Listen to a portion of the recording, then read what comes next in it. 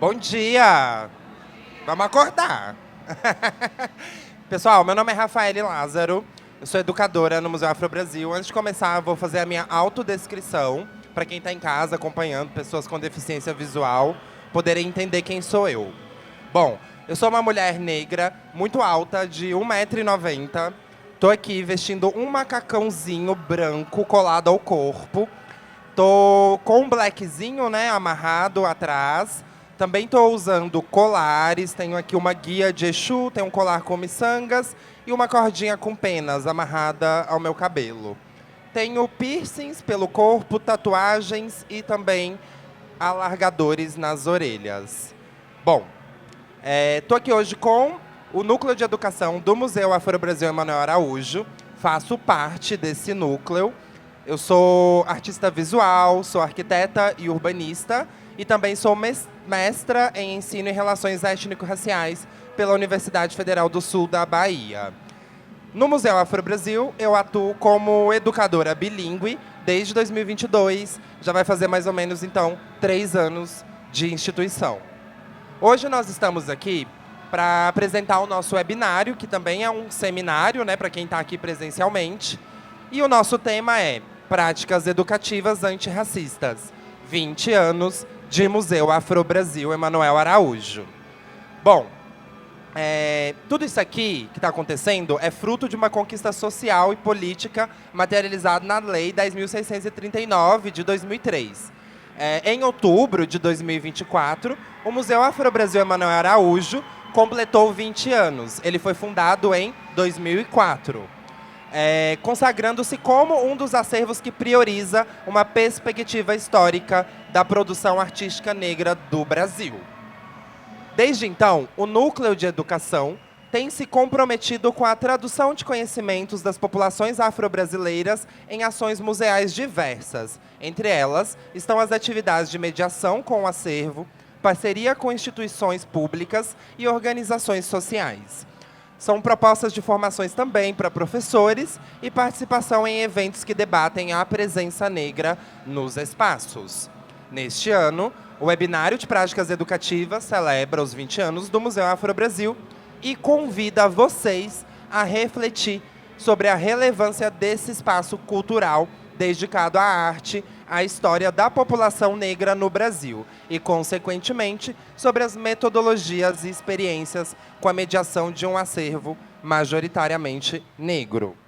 Vou apresentar, então, agora a nossa segunda mesa do dia. Teve uma primeira mesa já anteriormente, agora é a segunda. O título dessa mesa é Lei 10.639, de 2003, e as práticas do Núcleo de Educação do Museu Afro Brasil. Para compor essa mesa, eu convido Cimeia de Melo Araújo, que é a coordenadora, gente, do Núcleo de Educação do Museu Afro Brasil Emanuel Araújo. Ela também é cofundadora e diretora do Instituto Ela Criações Educativas, que é uma empresa voltada à produção de projetos educacionais na área de direitos humanos, com foco nas relações raciais e de gênero. Ela também é mestra em língua portuguesa pela Pontifícia Universidade Católica de São Paulo, a PUC. Ela é educadora com experiência em formação de professores e em consultoria na área de diversidade e inclusão. É revisora, roteirista, articulista e ativista pelos direitos humanos. Ou seja, muita coisa, tá, gente? Bem-vinda, Cimeia. Dá um beijinho aqui. É ela, gente. Babado. Convido também o Sidney Rodrigues Ferrer.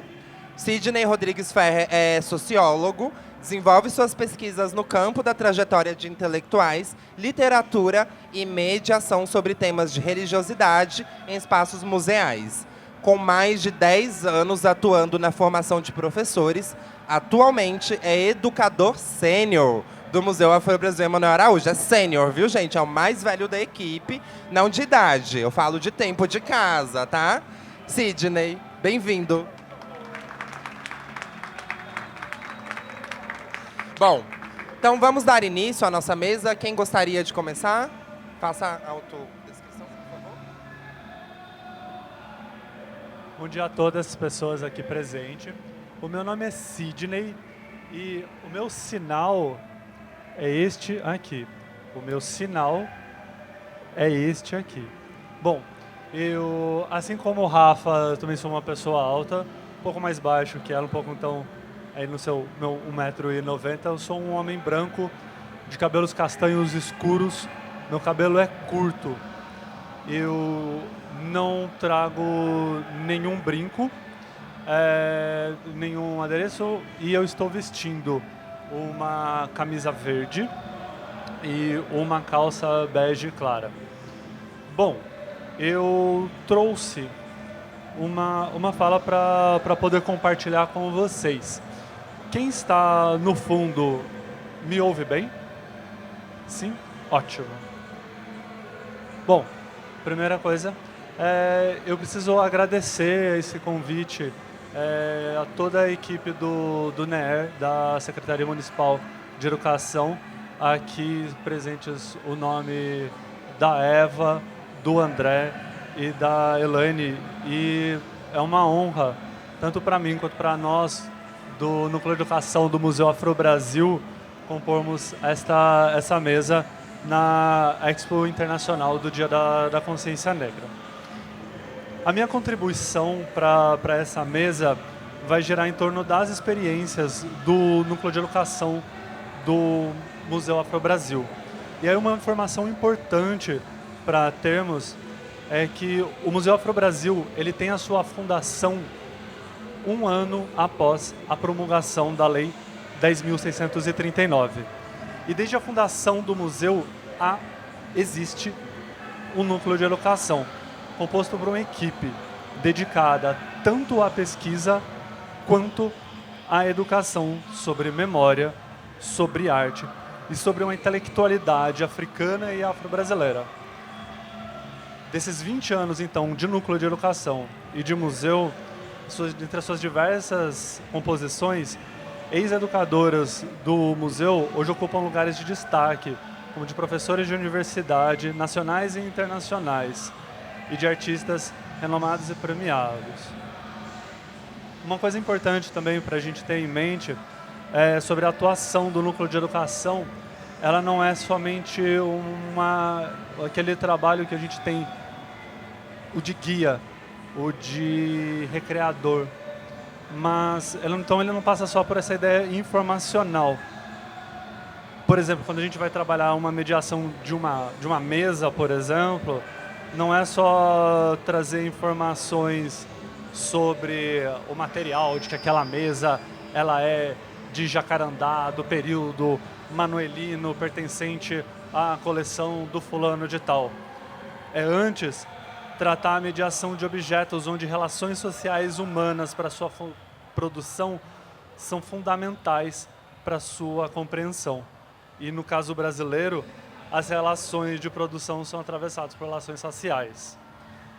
E, portanto, a experiência em educação que eu quero compartilhar aqui é aquela que valoriza a produção artística e intelectual negra, aquela que é variada em seus resultados, métodos e a qual queremos defini-la como antirracismo. Tá? De forma prática, eu gostaria de compartilhar 3 ações do Núcleo de Educação, nossas experiências que contribuem naquilo que a gente entende como antirracismo. E a primeira delas são as ações de contações de histórias.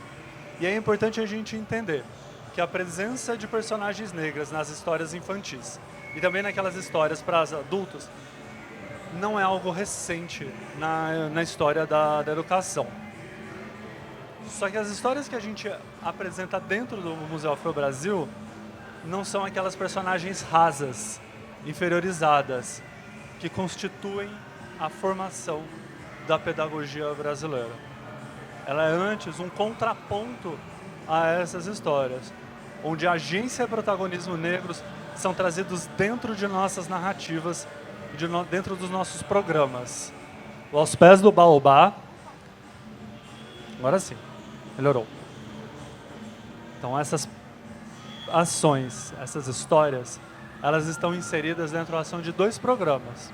o Aos Pés do Baobá e Encantamentos e Negritudes. Nessas histórias, rainhas e heróis negros e africanos ganham um corpo nas histórias, como a da rainha Nzinga, a da rainha Nangotimé. Histórias de autores, por exemplo, do nigeriano radicado no Brasil, Sani, como as histórias de Uloma e Okpija. Há também as histórias, por exemplo, dos irmãos tecelãos que desenvolvem e constroem os tecidos Kente. Histórias que muitas vezes têm as suas variações, como, por exemplo, as dos dois homens, que ao observar o trabalho de duas aranhas, eles desenvolvem os tecidos para a nobreza Ashanti. Também trabalhamos histórias de escritoras renomadas, como é o caso de Carolina Maria de Jesus, ou da Escrevivência de Conceição Evaristo, e também do poeta Kuti, que começa seu trabalho lá nos anos 70, nos Cadernos Negros. Trabalhar com essas palavras, trabalhar com a contação de histórias, é compreender que a palavra, ela tem o poder de informação do consciente. Ela forma a nossa consciência e também a nossa inconsciência. Ela é, portanto, formadora da nossa estrutura linguística e das nossas relações interpessoais. A segunda experiência a ser compartilhada com vocês hoje é a de mediação de tradições de matriz africana. A nossa experiência com o simbólico forma a nossa visão de mundo. O nosso contato com aquilo que é maior do que nós, ela compreende como vemos e compreendemos o mundo. E, portanto, as pessoas que nele habitam e como nós habitaremos o mundo. E é a partir dessa relação com o simbólico que a gente organiza língua, a gente organiza arte, nós organizamos ciência, culinária, música e, por que não, as relações humanas. A apresentação de mitologias, objetos, musicalidade, vestimentas e de uma forma que valorize experiências e filosofias africanas, indígenas e afro-brasileiras possibilita a reflexão sobre nós mesmos, inserindo valores que rompem com uma lógica eurocêntrica e racista. Tal é o exemplo ao tratarmos de festas brasileiras, tais como as festas dos congados, do reizado, do Bumba Meu Boi. E entender esses espaços da festa, dessa relação entre sagrado e profano, como espaço de sociabilização e de educação. E também a mediação dos espaços sagrados, como aqueles espaços habitados onde estão lideranças de terreiros, tal como aconteceu com a Tia Ciata, a Mametuma Naundê, aqui da Brasilândia, chefe à frente do terreiro de Santa Bárbara, tombado em 2001, para que o projeto do Rodoanel não destruísse o maior terreiro, o mais antigo terreiro da cidade de São Paulo. E também a Yalorixá Olga do Alaqueto. Essa para citar algumas das já falecidas autoridades desses espaços importantíssimos de cuidado humano, de manutenção de memória e de formação daquilo que hoje compreendemos como cultura afro-brasileira e, por que não dizer, cultura brasileira. E para pensar um terceiro espaço, uma terceira experiência, é aquela nossa experiência dentro do núcleo de educação que vai falar sobre multiplicação. E aqui é compreender o Museu Afro-Brasil como espaço de uma multiplicação de uma política antirracista e de troca de experiências antirracistas, entendendo isso como a base das ações do núcleo de educação. Trato esse ponto nos nossos cursos, aqueles voltados para professoras e educadoras de escolas, de técnicos de medidas socioeducativas e também para aqueles de profissionais do turismo. Inseridos em nosso programa de formação de educadores, esses cursos eles têm como finalidade o compartilhamento de pesquisas voltadas para aprofundar o conhecimento por parte dos participantes acerca de temas que permeiam a coleção do museu. E não só essa ideia de formação, gente, mas justamente mais um espaço de troca. E aí, compartilhar tudo isso no âmbito da arte, da música, da memória LGBTIAPN+. É um trabalho de formação acerca de intelectuais negros, de literatura e de religiosidade.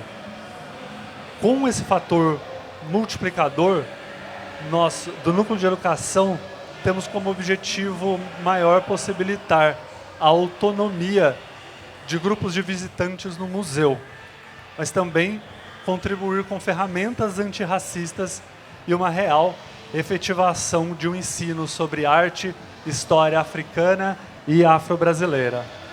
Arte e construção de memória são formadores do nosso inconsciente. E para uma efetiva política antirracista, a sua valorização são imprescindíveis. Obrigado.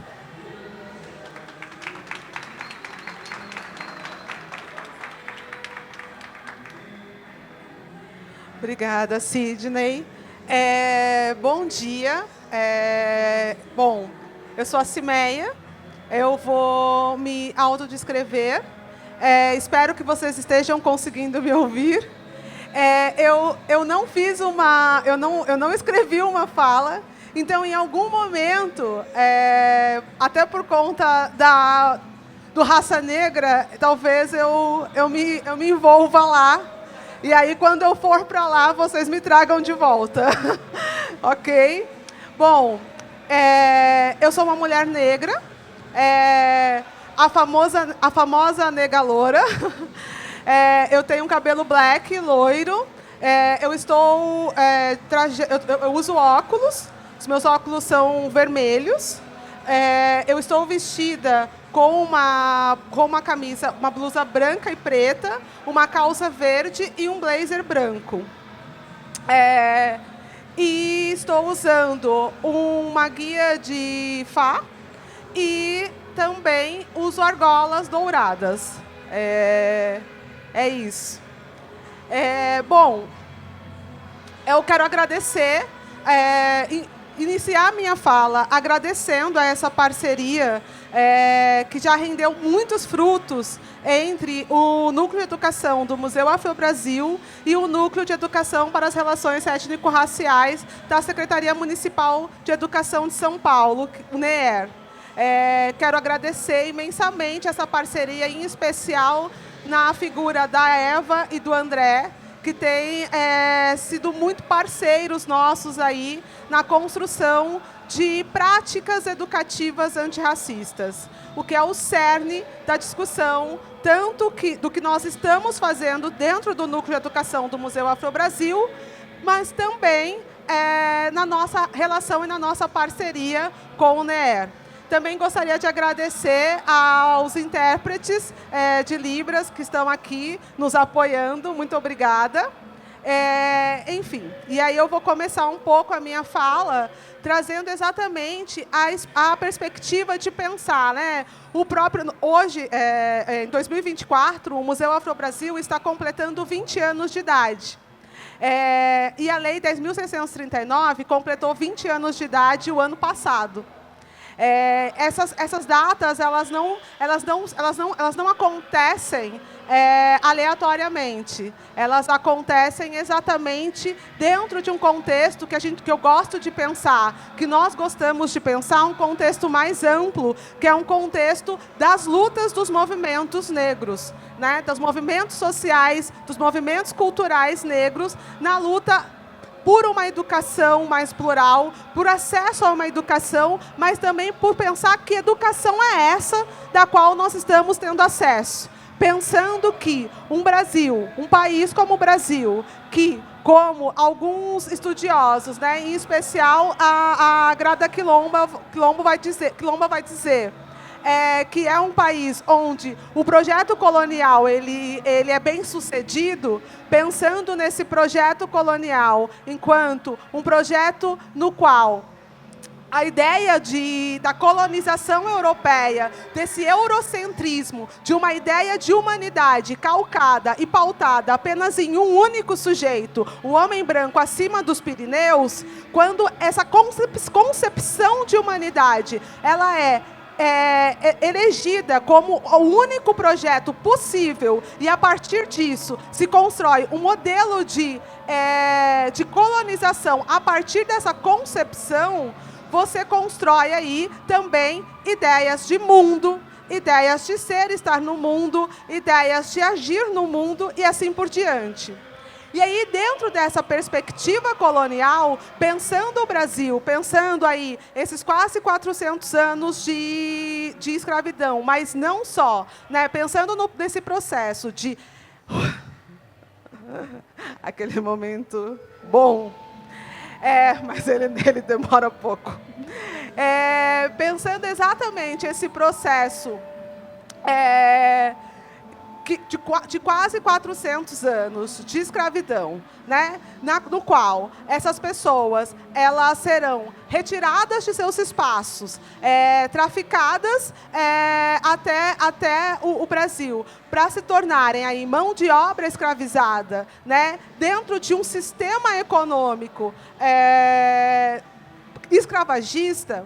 E após esse processo, né, quando você tem ali, em 1888, o processo de abolição, mas essas pessoas não são inseridas efetivamente no projeto de nação, exatamente porque o projeto de nação que se constitui naquele momento é um projeto colonial, é um projeto que se quer e que se projeta europeu, né, que tem essa ideia eurocêntrica como um centro,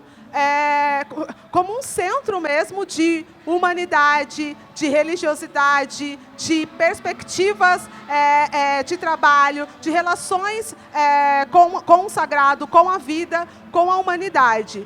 Quando nós pensamos nesse projeto colonial, como é que ele vai se constituir aí, inclusive e especialmente também na educação, pensando que a Constituição de 1934, ela pressupõe no seu projeto educacional as bases da educação brasileira a partir de perspectivas eugenistas, né, que estão calcadas aí dentro de uma ideia de sujeito superior, de sujeito inferior, de uma perspectiva de uma ideia de evolucionismo, nessa ideia ainda, né, de construção desse sujeito branco, dessa humanidade branca, a busca por essa humanidade branca, por essa idealização dessa construção de uma sociedade branca europeia, você consegue entender como é que a educação brasileira ela vai se constituir a partir de perspectivas racistas. É um dado, é um fato, lidemos com isso. Quando os currículos escolares escolhem e definem projetos educacionais a partir de perspectivas europeias, eurocêntricas, pensando numa sociedade como o Brasil, no qual a maioria da população é população negra, nós estamos falando de um projeto educacional racista. É sobre isso.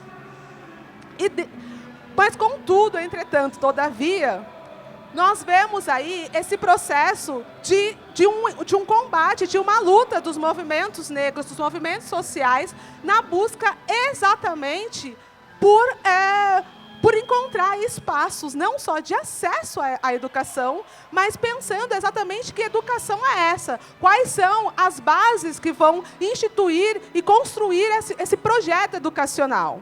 E aí, após muitas e muitas lutas, seculares lutas dos movimentos negros, em 2003, institui-se a Lei 10.639, que vai versar exatamente sobre o ensino de cultura e história africana e afro-brasileira.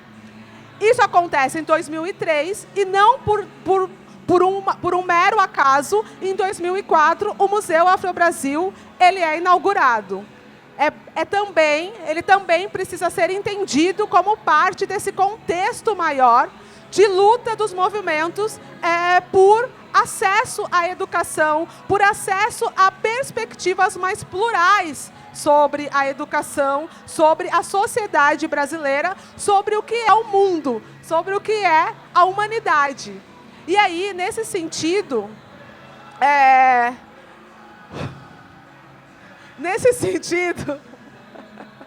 eu tô indo, gente, eu vou, eu chego lá, acreditem, botem fé. Bom, nesse sentido, o Núcleo de Educação do Museu Afro-Brasil, ele nasce exatamente junto com o Museu Afro-Brasil. E a base que vai fundamentar as ações do Núcleo de Educação é exatamente a Lei 10.639. Quando nós olhamos para o acervo do Museu Afro-Brasil e pensamos as inúmeras possibilidades de ampliarmos as perspectivas sobre arte, cultura, história, memória e, consequentemente, humanidades, a gente também precisa pensar como é que isso vai ser, como nós vamos construir reflexões a partir disso. Quando nós pensamos que nós estamos lidando com uma sociedade com mais de 50% da população autodeclarada negra, então pensando que é uma sociedade negra, né? O Brasil ele é negro, é um fato. E aí, quando nós pensamos nesse processo de pensar essas possibilidades de diálogo que se ampliam para além de uma perspectiva eurocêntrica, nós acessamos o quê? Nós chegamos ao quê? Nós chegamos a uma ideia de uma educação pautada também para a prática da liberdade. Pensando também como é que uma educação, como um espaço, ou melhor, perspectivas educacionais calcadas em perspectivas plurais sobre humanidade, sobre arte, cultura, história e memória, a gente consegue pensar nesse processo a importância e a relevância disso quando nós pensamos uma população majoritariamente negra. Então, nós estamos falando de um museu verdadeiramente brasileiro. Né? Esse afro, ele também é um afro que se remete ao Brasil. O Brasil é um país afro. E, consequentemente, o Museu Afro-Brasil é um museu verdadeiramente brasileiro. E o que a gente vem construindo ali de práticas educativas são exatamente essas práticas pensando um Brasil que se quer ser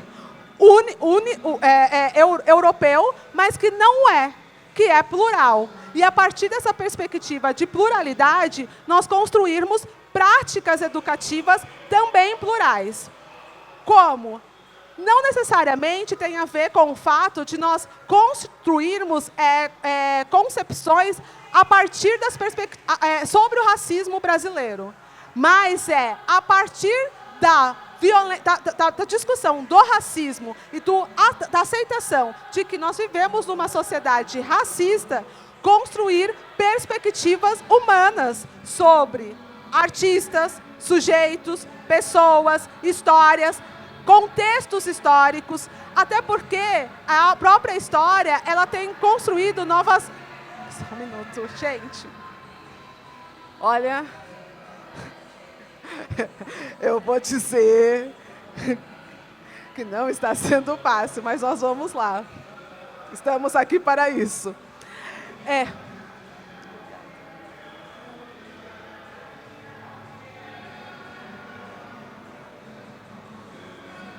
Sim. Bom, pensando exatamente no que é a sociedade, no que é o Brasil, pensando nas perspectivas que constituem o Brasil, a partir de uma única dimensão de humano, pautado na ideia do homem branco acima dos Pirineus, dentro de uma concepção de uma sociedade plural, diversa e majoritariamente negra como o Brasil, nós pensamos uma educação que não só se reduz à perspectiva do racismo, né? Porque às vezes a gente, na tentativa de trabalhar as práticas educativas antirracistas, nós construímos concepções apenas sobre o racismo. E aí nós paramos sobre isso. Nós paramos aí e não damos o segundo passo. Que é o segundo passo? Qual é o segundo passo? Nós estamos falando de humanidades. Nós estamos falando de pessoas, de sujeitos, de pessoas, de homens, mulheres, pessoas que construíram o Brasil, que construíram com mãos, com a intelectualidade, com as tecnologias, de diversas formas, e que, a partir disso, podem ser pensadas a partir de outras perspectivas que não somente a violência do racismo. E aí, dentro disso, o que nós propomos? Nós propomos práticas que vão, a partir de pensar a violência racial, construir a humanidade dessas pessoas, desses sujeitos, dessas pessoas negras que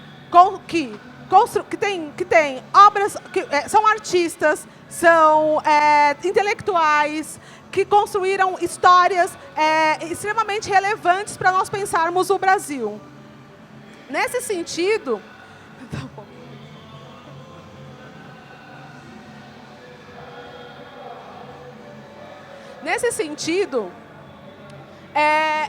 eu gostaria de trazer algumas ideias de do que nós estamos pensando enquanto práticas antirracistas. Práticas antirracistas para o Núcleo de Educação pensar uma perspectiva decolonial não como uma teoria do qual nós vamos nos apropriar e vamos reproduzi-la a partir de teóricos e de discussões e de reflexões. Não, pensar uma perspectiva decolonial como uma ferramenta. Pensar que, a partir da perspectiva de pessoas negras, de sujeitos negros, da história de pessoas negras, nós podemos construir contrapontos a perspectivas hegemônicas, eurocêntricas sobre o Brasil. É nesse sentido que nós atuamos. Então, as nossas práticas, elas estão sempre pensando como sujeito, a partir do olhar e da perspectiva de sujeitos negros, como é que esses sujeitos constroem as suas próprias subjetividades, como é que esses sujeitos constroem e se relacionam com o mundo. Quando nós pensamos que a Lei de 3.639, mas não necessariamente só ela, a Lei de Cotas de 2008 possibilitou o acesso de um número cada vez maior de pessoas negras e mesmo, posteriormente, pessoas pobres, indígenas, de outras comunidades, como LGBT e APN+, e assim por diante, nós possibilitamos que as universidades brasileiras construíssem novas epistemes, novas epistemologias. Inclusive, eu costumo dizer que nós temos um fôlego para uma academia que estava minguando, né? Que estava lá falando só de si, para si mesma, presa em si, nos seus próprios muros, nas suas próprias ideias pré-concebidas sobre a sociedade, do qual ela simplesmente desconhecia. E aí, com a chegada dessas populações, uma quantidade imensa de pesquisas sobre, em especial, pós-abolição, mas não só, sobre a escravidão, sobre a experiência de pessoas negras, tem populado aí, tem ganhado o mundo, em especial dentro desses espaços. E aí, eu convido vocês, assim como nós, a compartilharem desses processos, a partilharem desses processos, porque às vezes a sala de aula, ela fica muito longe da academia, porque, inclusive, pensando que essa academia eurocêntrica, branca, elitista, ela faz exatamente esse processo, né? Ela se afasta da sala de aula, ela se afasta das práticas educativas, como se costuma chamar, do chão da sala de aula, apesar de falar sobre educação, de falar sobre sala de aula, de falar sobre ensino, de falar sobre práticas educativas, de falar sobre docência. Mas, ao mesmo tempo, a gente tem visto esse processo acontecer de um número muito grande de produções intelectuais, de pessoas negras, que estão aí para que a gente possa se utilizar e construir novas ideias e construir novas propostas de práticas educativas. E aí eu convido vocês a poderem partilhar disso também e construírem novas práticas educativas, como as que nós estamos fazendo dentro do Núcleo de Educação. E aí, não pensando a Lei 10.639 como aquela lei que a gente vai trabalhar em novembro. Não aquela lei que a gente vai trabalhar num projeto à parte, né? Numa atividade à parte, num dia à parte, num momento à parte. Mas como nós conseguimos incluí-la dentro das perspectivas educacionais do nosso dia a dia, do nosso cotidiano. E como é que nós fazemos isso? Nós fazemos isso ampliando os nossos olhares, e o nosso olhar e a perspectiva para além da que está dada dentro do currículo, dentro da sala de aula, em especial dentro daquela concepção do qual nós fomos formados, né? Pensando essas universidades e a formação que elas se disponibilizaram para nós. E aí, exatamente nesse processo de construção de práticas que envolvam o dia a dia, que percebam o nosso dia a dia em sala de aula, tem a ver exatamente com a forma como nós vamos conceber a própria educação. E aí, um outro ponto que eu queria trazer é sobre a questão das metodologias. Porque quando nós pensamos numa educação antirracista, quando nós pensamos numa educação voltada para uma sociedade majoritariamente negra e, portanto, uma educação antirracista, nós estamos olhando para os nossos sujeitos, para as pessoas, para os sujeitos que estão ali. E aí, a perspectiva de educação ela se movimenta. E aí, ela não é mais uma educação simplesmente tradicional. Eu não diria que seja impossível, mas eu ainda não consegui conceber uma educação tradicional que também seja antirracista. Porque essa educação tradicional, ela é uma educação exatamente colonizadora, catequizadora. Ela faz parte desse projeto colonial. É por isso que eu não preciso saber com quem eu estou falando. É por isso que eu não preciso conhecer o meu educador, o meu aluno. É por isso que eu não preciso conhecer a minha aluna. É por isso que o conhecimento prévio que ela traz para a sala de aula não me interessa. Porque ela não é sujeito, ela não é pessoa, ela não é humana. É sobre isso que nós estamos falando.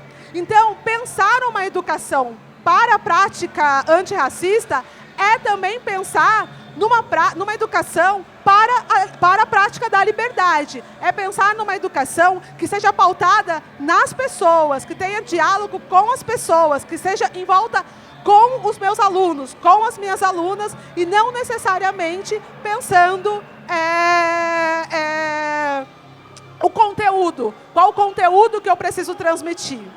Nesse sentido, quando você passa para pensar quem é esse sujeito com quem eu estou falando, quem é essa pessoa com quem eu estou falando, e construir sentidos, porque a gente está falando de conhecimento, né? A educação, ela fala sobre conhecimento, e conhecimento não está no livro. Conhecimento é um processo que acontece dentro de nós. Pensando nesse processo, dessa construção do conhecimento, pensando nessa ideia desse sujeito, a gente também precisa repensar quais são as nossas práticas, quais são as nossas metodologias. E aí, é o próximo passo que eu convido nessa discussão, que eu gostaria de trazer aqui para vocês, e eu espero ter conseguido fazer isso, dadas as condições, é exatamente para vocês pensarem quais são as metodologias com as quais nós estamos trabalhando em sala de aula. E talvez não tenha a ver com copiar esta metodologia ou retirar esta cá e colocar aquela lá. Mas talvez tenha a ver com o fato de, a partir de quem eu estou falando, eu vou construir quais são os caminhos para construir esse diálogo com esta pessoa. E aí, talvez a concepção de metodologia que nos foi ensinada, a ideia de didática que nos foi ensinada em sala de aula, em especial nas academias, não faça mais tanto sentido. Então, era um pouco do que eu queria trazer. Eu estou exausta.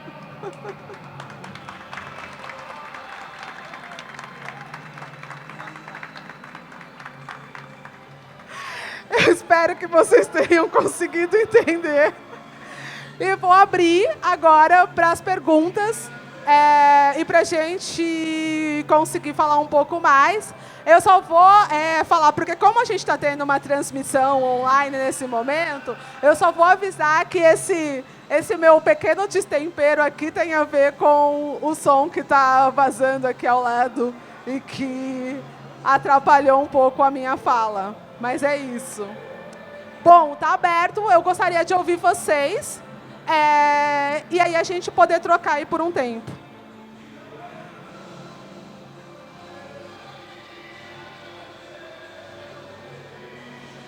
E aí, gente? Vamos comentar? Vamos perguntar? Quero ver as pessoas pretas falando também, tá? Bom dia. Eu ainda não tenho uma pergunta exatamente elaborada, ainda estou digerindo tudo ao fundo de Krigor. Eu sou professora de uma EMEI da rede, já atuo na educação há quase 20 anos, mas na rede há menos tempo.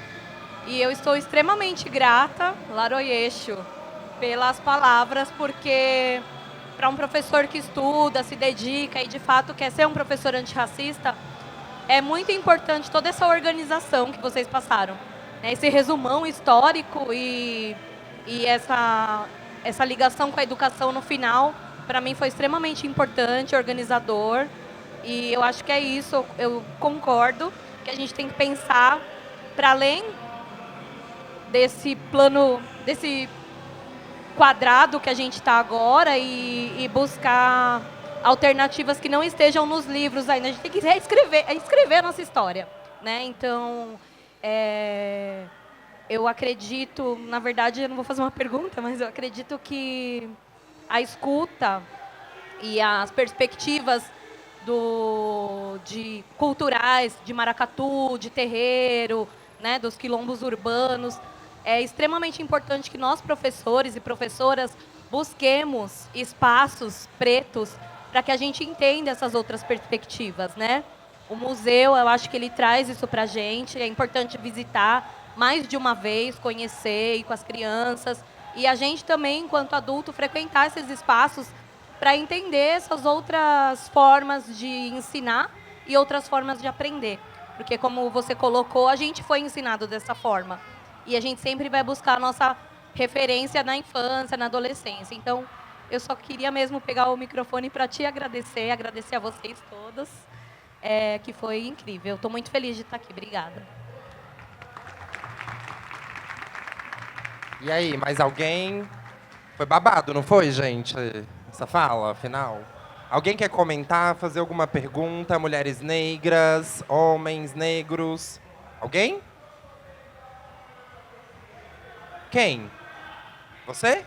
Olha, produção. Bora lá. Oi, boa tarde a todos. Eu tenho uma dúvida porque eu estou trabalhando, mas eu também estou participando. Para o Sidney, é uma dúvida meio peculiar que dificilmente eu ia perguntar para qualquer pessoa. Então, pelo seu conhecimento, acredito que você consegue me ajudar. Em terreiro de candomblé, são cultuados os orixás. Na Umbanda, as entidades. Qual o posicionamento, no caso, mediante o seu conhecimento, do candomblé quanto às entidades, essa correlação, que tem centros de candomblé que também fazem menção às entidades. Então essa é uma dúvida que eu tenho e você seria uma pessoa bacana para explanar isso daí.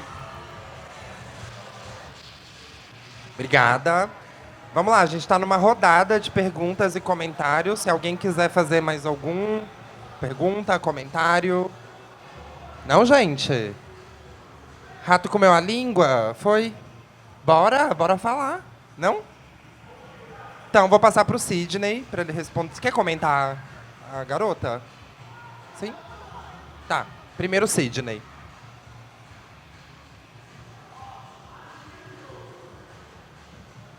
Bom,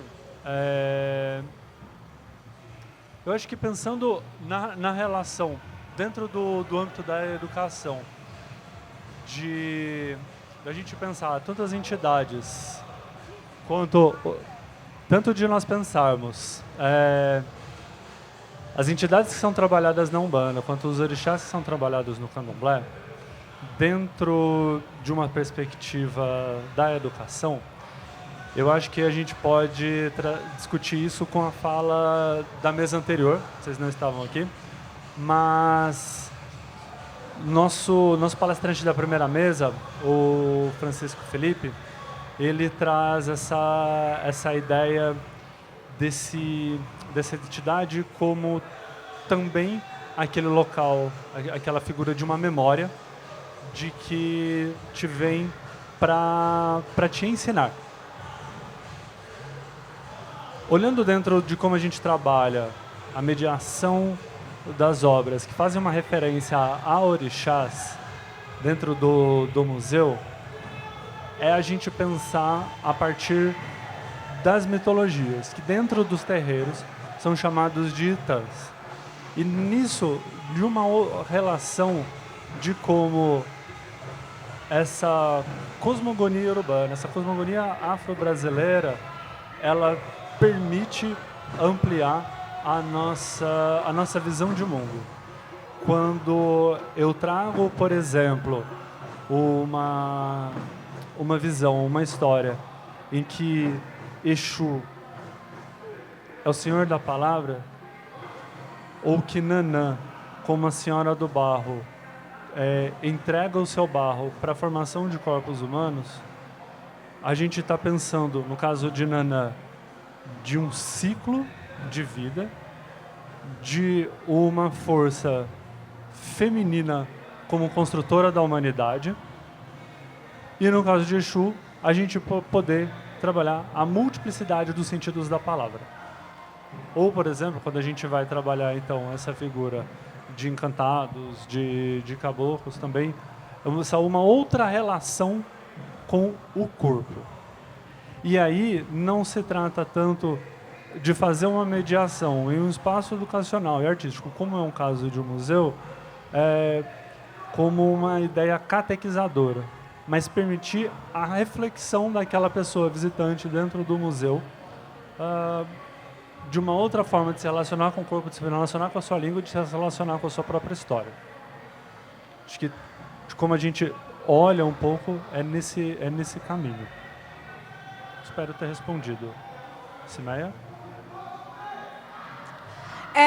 Eu acho que você traz duas coisas muito importantes na sua fala. Uma delas é a escuta, né? E essa ideia também de que uma educação antirracista, ela também precisa passar por outros pressupostos, né? Ela precisa, não dá para eu simplesmente, porque é isso, né? Ela não cabe só no conteúdo. Então, ela não cabe só na reprodução do conteúdo. Ela cabe exatamente dentro de outras perspectivas de práticas educativas, né? E aí, eu acredito que dentro dessa própria ideia de ampliar concepções de práticas educativas, é também a escuta, né? Como é que você também ouve e como você também se deixa ouvir, né? Então, eu percebo muito, às vezes, um desafio, pensando a própria... E aí eu também gosto de trazer isso, porque às vezes a gente acredita que está na mão do professor a grande revolução que acontecerá neste país em algum momento. Em algum momento esse país, vai acontecer uma coisa louca. E cabe ao professor, só ele, sozinho, em sala de aula, dar conta dessa grande revolução. Então todo mundo acredita na educação, mas eu não vejo ninguém entrando nessa briga conosco, né? Então, também pensar como o próprio sistema educacional, ele se constitui, ele se organiza de uma forma tão precária para que nos impeça também de construir uma docência mais engajada, né? Uma docência que tenha possibilidade de pesquisa, que tenha tempo de desenvolvimento de novas metodologias, que tenha tempo de exposição para conceber novas perspectivas sobre o mesmo assunto, sobre o mesmo tema. Enfim, também pensar quando você me trouxe essa questão, eu também fiquei pensando muito o quanto é importante também que a gente discuta e reflita sobre como é que nós, enquanto Estado brasileiro, estamos lidando com a educação, né? E não também colocar toda essa responsabilidade nas mãos e na cabeça dos professores e das professoras. Mas o que também não nos furta da nossa responsabilidade. Nós ainda estamos aqui atuando e cabe também a nós construir novos sentidos para velhas histórias, né?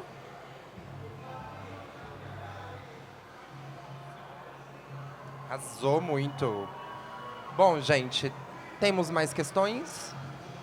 Mais perguntas? Não? Temos ainda 10 minutinhos.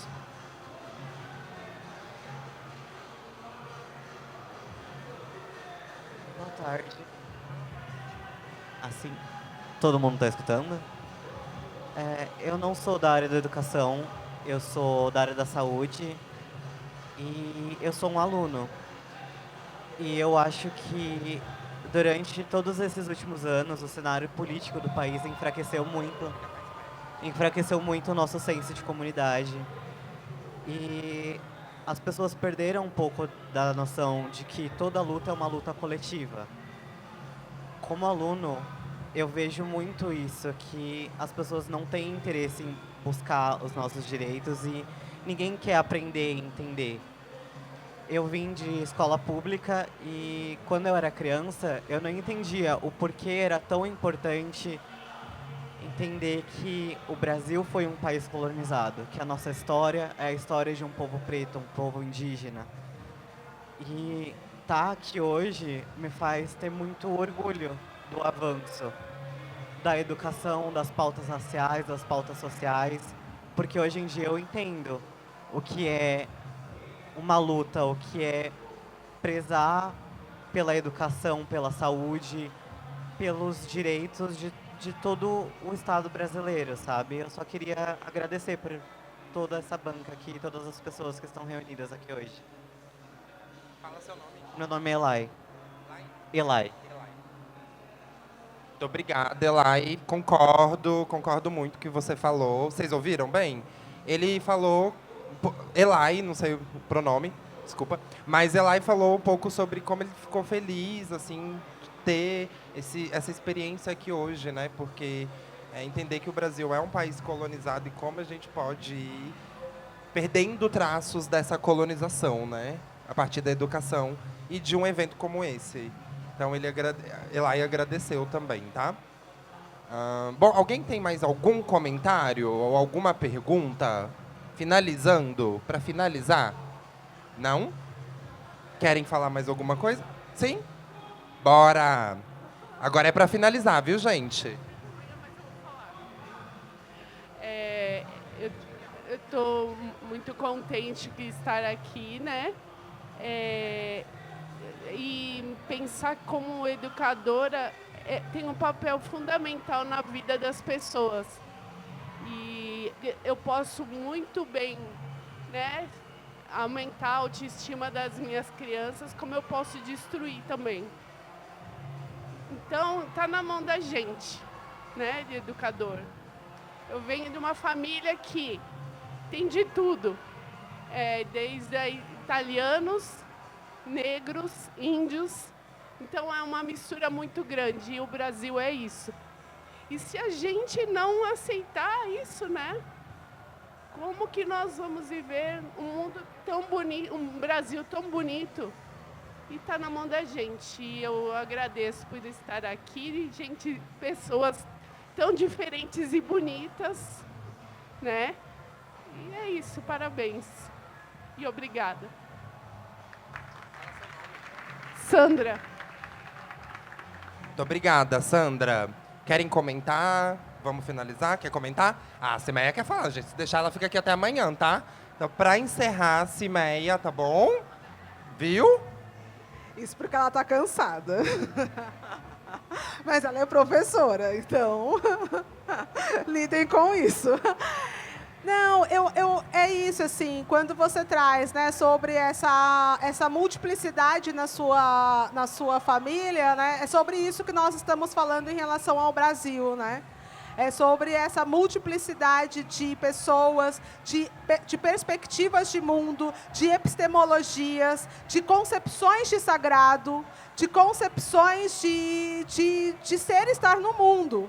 E como isso vem sendo de forma tão violenta pelo Estado brasileiro, de tantas diversas formas, né, é constituído aí uma ideia única para um Brasil tão diverso.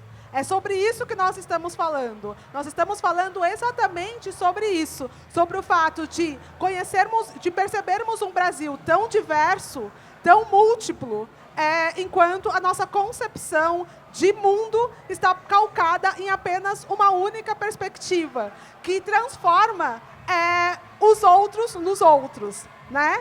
É isso, os outros são os outros, a partir dessa ideia do sujeito branco, né? A partir dessa ideia do centro desse lugar do sujeito branco, em que ele não está racializado, mas os outros sim. Então, os outros são e este sujeito não, né?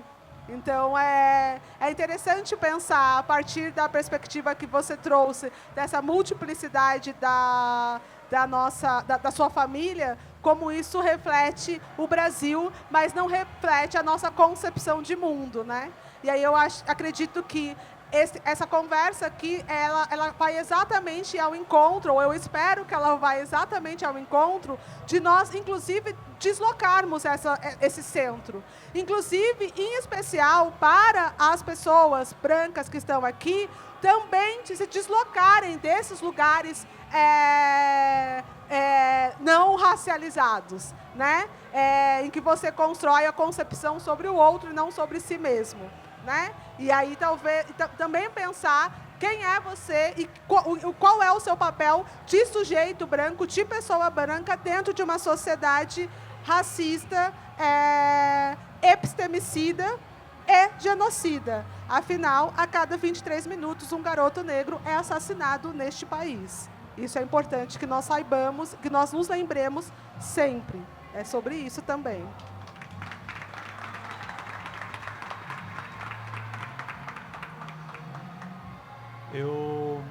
Eu quero fazer um comentário para Hilari.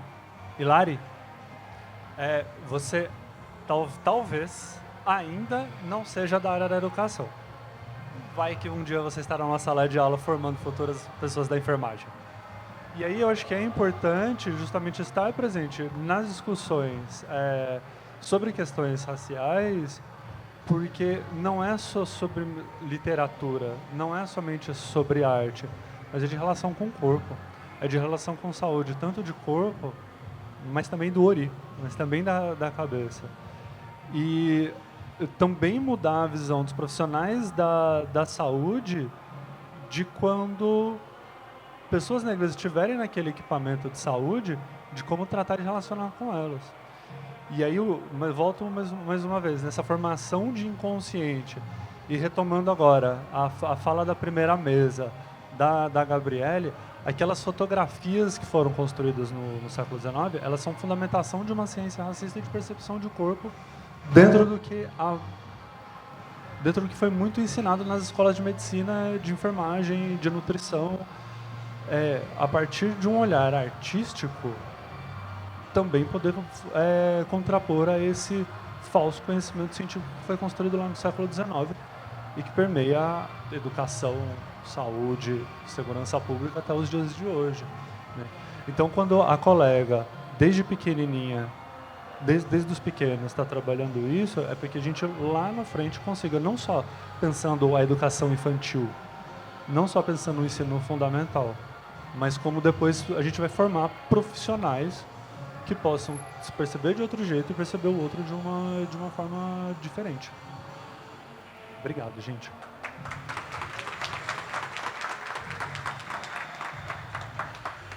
Gente, com essas falas finais, nós encerramos a nossa segunda mesa do webinário de práticas educativas do Museu Afro-Brasil Emanuel Araújo, em parceria com o NER.